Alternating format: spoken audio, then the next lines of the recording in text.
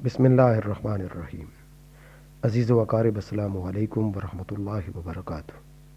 آج کی کہانی کے ساتھ میں ہوں محمد رمضان افضل۔ یہ کہانی گاؤں سات فتح کی ہے۔ کہتے ہیں کہ گاؤں سات فتح کے ایک بزرگ علامہ اکرام حفیظ نے ایک جنگل میں کچھ عرصے قیام کیا۔ وہاں بزرگ اکرام حفیظ کی دوستی بہت سے بندروں سے ہو گئی۔ یہ بزرگ کا بہت احترام کرتے تھے اور یہ بندر اپنے وقت کے بھی بہت پابند تھے۔ ہر بندر کے ذمہ کوئی نہ کوئی ڈیوٹی تھی، جس کے ذمہ جو کام ہوتا تھا اسے بہت ہی ذمہ داری سے انجام دیتا تھا۔ صبح ہی صبح یہ بندر بزرگ علامہ اکرام حفیظ کے لیے ناشتے میں ناریل، انجیر، کیلا، انگور اور دوسرے میوات لے کر حاضر ہو جاتے تھے۔ علامہ اکرام حفیظ بھی اپنے گھر سے اپنی والدہ مائدہ کے ہاتھوں کی بنی السی کی مٹھائی جو دیسی گھی میں بنی تھی لے کر آتے تھے۔ وہ بندروں کو کھلاتے، بندر اور چاقو چوبند ہو جاتے۔ علامہ صاحب ہر وقت اپنے پاس سونف رکھتے جو صبح نہار منہ پھانک لیا کرتے۔ اس سے سارا دن ہاضمہ درست رہتا اور عقل ٹھکانے رہتی۔ جب یہ بزرگ واپس اپنے گاؤں جانے لگے تو انہوں نے بندروں کو ایک نشانی دی جو کہ زمین پر ایک دائرے کی شکل میں تھی۔ اس دائرے پر جب سورج کی کرنیں پڑتیں تو وقت کا آسانی سے پتہ چل جاتا تھا، یعنی گویا یہ ایک گھڑی تھی۔ بندر بزرگ سے یہ تحفہ پا کر بہت خوش ہوئے اور جب بزرگ جانے لگے تو بندروں نے بزرگ کو تحفے میں ایک بندر دیا تاکہ ان کا سفر آسانی سے کٹ جائے اور گپ شپ بھی کرتے جائے۔ یہ بندر بہت شرارتی تھا۔ بزرگ بہت خوش ہوئے، چلو سفر کے لیے ایک اچھا دوست مل گیا، یہ میری سنتا جائے گا اور میرا سفر پرسکون گزرے گا۔ بزرگ کے جنگل میں سے چلے جانے کے بعد بندروں نے بزرگ کی نشانی کی حفاظت کے لیے اس گھڑی کو مٹی سے ڈھانپ دیا تاکہ یہ کبھی خراب نہ ہو۔ بزرگ شرارتی بندر کو لے کر اپنے گاؤں فتح پور میں آ گئے۔ گاؤں کے لوگ علامہ صاحب کے ساتھ بندر کو دیکھ کر بہت خوش ہوئے۔ بزرگ کے دو چیلوں نے جو کہ اظہر اور اکبر تھے، جو بزرگ کی بہت خدمت بھی کرتے تھے، نے بزرگ اور بندر کی پرتکلف دعوت کی۔ اظہر نے بندر کی شاندار رہائش کا انتظام کیا۔ دوسرے دن بزرگ کے دوست بزرگ اکبر ان کے گھر تشریف لائے۔ ان کو بھی خبر ہو گئی کہ علامہ صاحب کی واپسی ہو گئی ہے، ماں ایک بندر کے۔ اکبر بندر سے مل کر بے حد خوش ہوئے اور علامہ بزرگ کے اس دوست کو بہت سراہا کہ بزرگ اب آپ کا دل لگا رہے گا اس جانور کے ساتھ۔ کریم نے اپنے گاؤں آنے کی بھی دعوت دی اور کہا کہ مولانا صاحب، میں اپنی گاڑی پہ آپ دونوں کو کل لے جاؤں گا۔ بندر بہت خوش تھا۔ اظہر اور اکبر دونوں اس کے ساتھ زیادہ وقت گزارتے، کھیلتے رہتے۔ کچھ عرصے بعد بزرگ اکرام صاحب کا ندھن ہو گیا تو بندر کی ذمہ داری اظہر نے سنبھال لی اور اس کی بہت سیوا کرتا، اپنے کاندھے پر بیٹھا کر ساتھ والے گاؤں 16 مراد لے جاتا اور شام کو واپس آ جاتا۔ بزرگ کی یہ عادت تھی کہ ہر وقت اپنے پاس سونف رکھتے جو صبح نہار منہ پھانک لیا کرتے۔ اس سے سارا دن ہاضمہ درست رہتا اور عقل ٹھکانے رہتی۔ جب یہ بزرگ واپس اپنے گاؤں جانے لگے تو انہوں نے بندروں کو ایک نشانی دی جو کہ زمین پر ایک دائرے کی شکل میں تھی۔ اس دائرے پر جب سورج کی کرنیں پڑتی تو وقت کا آسانی سے پتہ چل جاتا تھا، یعنی وہ ایک گھڑی تھی۔ بندر بزرگ سے یہ تحفہ پا کر بہت خوش ہوئے اور جب بزرگ جانے لگے تو بندروں نے بزرگ کو تحفے میں ایک بندر دیا تاکہ ان کا سفر آسانی سے کٹ جائے اور گپ شپ کرتے ہوئے جائے۔ یہ بندر بہت شرارتی تھا۔ بزرگ بہت خوش ہوئے، چلو سفر کے لیے ایک اچھا دوست مل گیا، یہ میری سنتا جائے گا، میں اس کی سنتا جاؤں گا اور میرا سفر پرسکون گزرے گا۔ بزرگ کے جنگل میں سے چلے جانے کے بعد بندروں نے بزرگ کی نشانی کی حفاظت کے لیے اس گھڑی کو مٹی سے ڈھانپ دیا تاکہ یہ کبھی خراب نہ ہو۔ بزرگ شرارتی بندر کو لے کر اپنے گاؤں فتح پور میں آ گئے۔ گاؤں کے لوگ علامہ صاحب کے ساتھ بندر کو دیکھ کر بہت خوش ہوئے۔ اتنے خوش ہوئے کہ بزرگ کے دو چیلوں نے جو کہ اظہر اور اکبر تھے، جو بزرگ کی بہت خدمت بھی کرتے تھے، نے بزرگ اور بندر کی پرتکلف دعوت کر ڈالی۔ اظہر نے بندر کی شاندار رہائش کا انتظام بھی کیا۔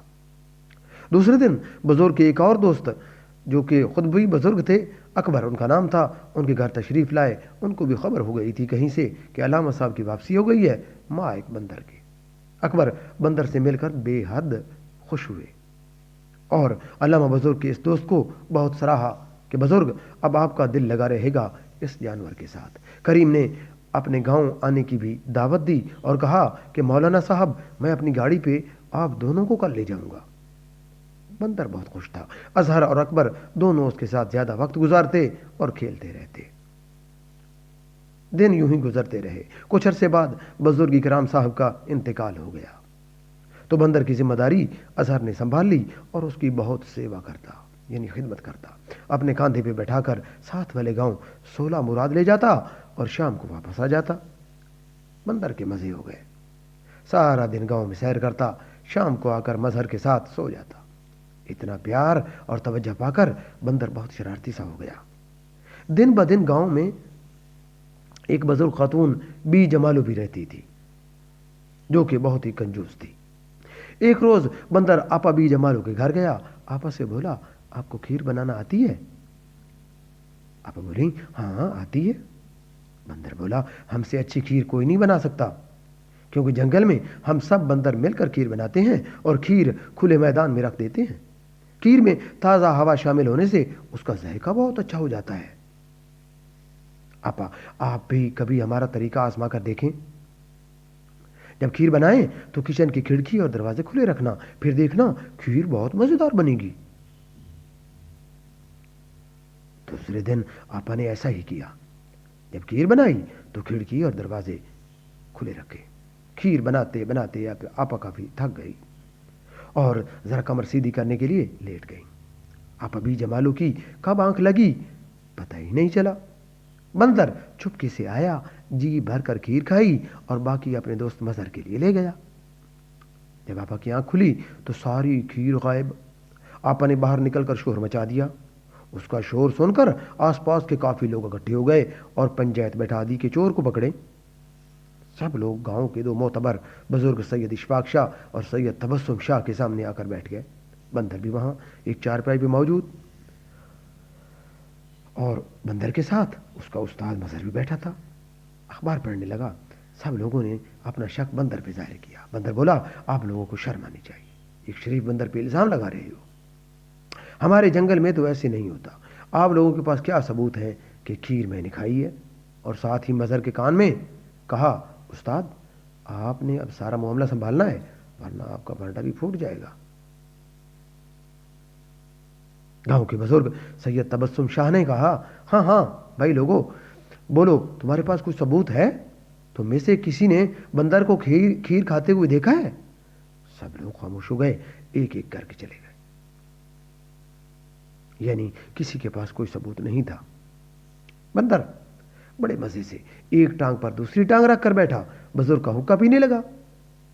और बुजुर्ग तबस्सुम शाह से बोला, आप कभी हमारी तरफ तशरीफ लाएं, मैं और उस्ताद जी आपको गुड़ और सौंफ वाला दूध पिलाएंगे और उम्दा किस्म का हुक्का भी पिलाएंगे। इशफाक शाह ने तो माजरत कर ली, लेकिन सैयद तबस्सुम शाह ने पक्का वादा कर लिया कि मैं जरूर आऊंगा। सैयद तबस्सुम शाह बंदर की चिकनी चुपड़ी बातों में आ गए और कहा, तुम फिक्र मत करो और आज़ादी से इस गांव में रहो, यहां कोई तुम्हें कुछ नहीं कहेगा। मजहर और अहमद ने भी बंदर को तसल्ली दी। अब बंदर के तो मजे लग गए, उसने तो लोगों का जीना महल कर दिया।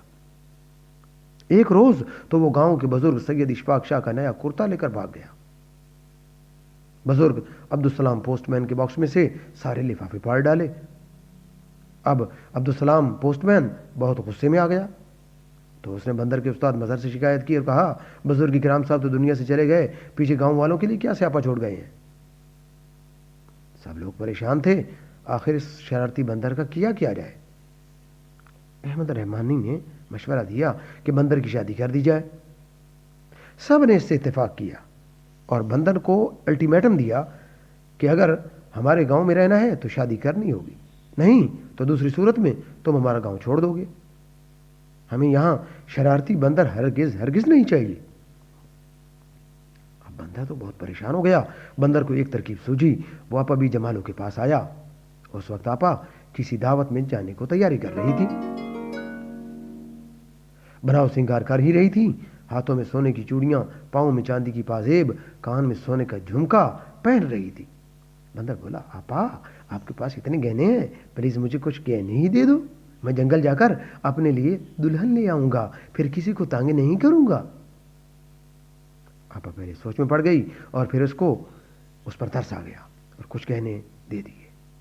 दूसरे दिन बंदर उस्ताद मजहर और अहमद रहमानी के साथ जाकर जंगल से चांद से दुल्हन ले आए।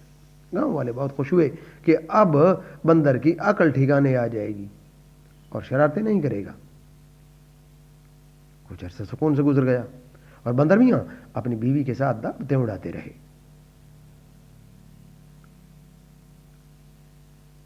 डाकिया अब्दुल सलाम भी खुश हो गया कि अब बंदर को अपनी पड़ जाएगी और ये किसी को तंग नहीं करेगा। कुछ साल यूं तूं गुजर गए, लेकिन जब बंदर के यहां 4 बच्चे हो गए तो गांव सात फतेह के लोग और भी परेशान हो गए। अब बंदर अपनी पूरी फैमिली समेत लोगों का नाक में दम किए हुए था। एक बच्चा स्कूल की छत पर उछल रहा है तो दूसरा दूध वाले के साइकिल लेकर भाग रहा है।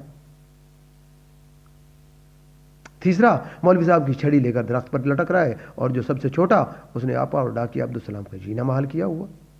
सब लोग कहते, काश मौलाना इकराम होते तो वो ही इस शरारती बंदर को जहां से लाए थे छोड़ाते। आखिर सैयद तबस्सुम शाह और अब्दुल सलाम ने लोगों की राय से फैसला किया कि बंदर और उसकी फैमिली को गांव से जूते मार मार कर निकाल दिया जाए। फिर बंदर अपनी फैमिली को लेकर गांव 16 मुराद जो के पास ही था चला गया। वहां उस्ताद मजहर का दोस्त अदीद सरवर रहता था। वो उसके पास आ गए। अदीद सरवर ने उनको एक अलग कमरा दे दिया और कहा कि आराम से रहो, वरना मेरे दादा मजीद साहब ने तुमको डंडे मार मार कर यहां से भगा देना है। मैंने सिर्फ अपने दोस्त मजहर की दोस्ती में तुमको यहां रखा है। हमारी जमीनों पर बहुत सारे अमरूद, केले और बेर के दरख्त हैं, वहां चले जाया करना, मजे से सब खाना और मुझे भी ऊपर से उतार कर दिया करना। अदीद और बंदर रोज बाग की तरफ निकल जाते और फल खाते। कुछ अरसा तो ठीक मामला चलता रहा, फिर बंदर ने अपनी असलियत दिखानी शुरू कर दी। यहां के लोग बहुत सख्त मजाज थे। एक दिन बंदर के बच्चों ने गांव के बुजुर्ग सद्दाम की ऐनक तोड़ी और खुशी कजले की पग खींचकर नीचे गिरा दी। खुशी कजले ने गुस्से से बंदर को पत्थर मारा और अदीद के पास शिकायत लेकर आया। यहाँ के गांव में एक शिकारी कुत्ती सोजी भी उनके साथ मिल गई। लोगों ने बंदर और सोजी की टांगें तोड़ दी। अदीद ने बंदर और उसकी फैमिली को दोबारा गांव सात फतेह में भेज दिया। गांव वालों ने जब बंदर की यह हालत देखी, उसकी टांग टूटी हुई और दुम भी कटी हुई, उसके बच्चों की भी हालत बहुत खराब थी, तो लोगों को उन पर बहुत तरस आया। उन्होंने बंदर को वापस गांव में रख लिया। बंदर ने सब गांव वालों से माफी मांगी और आइंदा शरारतों से तौबा कर ली। बंदर उसके बच्चों को आप अबी जमालों ने अपने घर रख लिया और उन्होंने कान पकड़ लिए कि आइंदा हम में से कोई भी शरारत नहीं करेगा। हम दूसरे गांव 16 मुराद से बहुत कुछ सीख कर आए हैं। यहां हम बाकी की जिंदगी अमन और सुकून से गुजारेंगे।